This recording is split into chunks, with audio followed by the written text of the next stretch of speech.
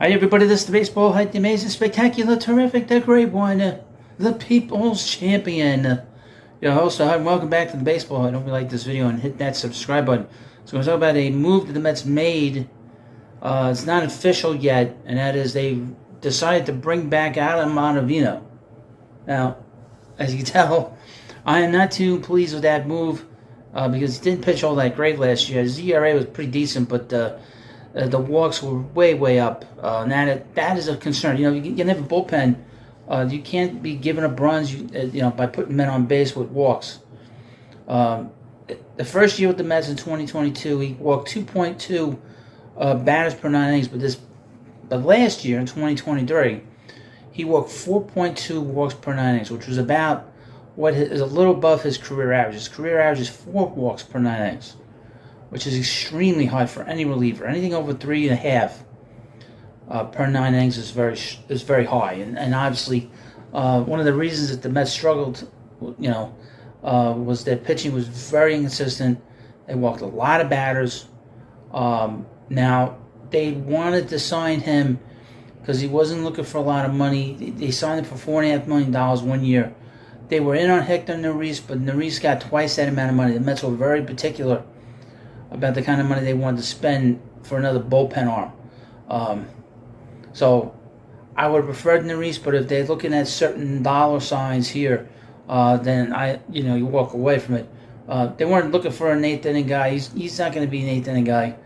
I don't know who the eighth inning guy is going to be. Maybe probably Brooks Raley, but he's more of a seventh inning guy at this point in his career. I'm actually surprised the Mets signed him. They re-signed him because he opted out of the contract, and a lot of times when players opt out, they don't normally re-sign with the team they opted out of. But I guess he wants to stay here because he kind of has his eyes on a career after here, and I guess he figures it's a lot easier for him to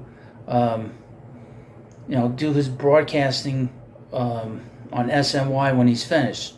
Because if you paid attention to SNY, you've been watching SNY here in New York, he's been doing a lot of programs there. He's on a lot of the Baseball Night in New York.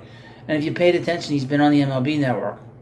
So I guess he figures that if he signs with the Mets, he can stay here a little bit closer to where the game is in terms of broadcasting. I would assume.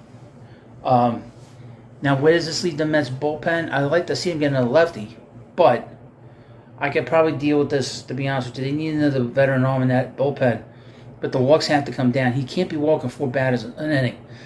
4 batters per 9 innings. That's not going to cut. He's got to get that down to at least 3. Now, his ERA has been pretty good in the last 2 years. He's actually pitched pretty well for the Mets than he has in the past in other places like the Yankees and the Rockies and so forth. And I guess the Red Sox. I think he played for the Red Sox. So he is, I would think that he's probably his last year in the majors, but who knows? Now, if that's $4.5 million, they have another $5.5 million to spend. They're at 41 players on the 40-man roster. So you wonder if they're going to be moving somebody, they're going to be DFAing somebody, releasing somebody. Maybe they're going to trade somebody to get some salary out of here. Again, they could use another batter, another hitter in this lineup. I don't know what kind of money they want to spend, because now with the $5.5 million that they have, that supposedly little Andy Martino said the Mets were going to spend $10 million. That's what they had left. 4.5 is going for Adam Ottavino, so now you got $5.5 million. What are you going to get for that? What reliever is going to take $5.5 million and is a little bit better than Adam Ottavino? What's left there is probably more like $8 million, $9 million. And I wonder, do they move a piece? Maybe they move Omar Narvaez, because there's been rumors that they want to move him just to get rid of that money. You wonder if they would do that, and then maybe they sign a DH. I don't know. They certainly need another bat in this lineup. Where they go from here, we'll find out. We got less than 3 weeks now until spring training, really until pitchers and catchers, and that's a lot of fun, and I can't wait. But again, let me know what you think about this video. Of course, I have memberships. I put a video up, and I analyzed the Mets 40-man roster. A little more different than some of the other things here. A very long video. I go through the whole entire Met roster, including the coaches, including the manager, and obviously now with this move, Maybe there's an updated version. I don't know. I do expect the Mets to make one more move before we get to pitchers and catchers in about less than 3 weeks from now. But I would hope that you join the membership. And the reason is I'd like to do other things other than the sort of daily videos. I can give members a little bit more of myself and be a little more relaxed. Not so. I mean, I do the. Oh, you have to see. I have a couple of videos on there, and hopefully you like it.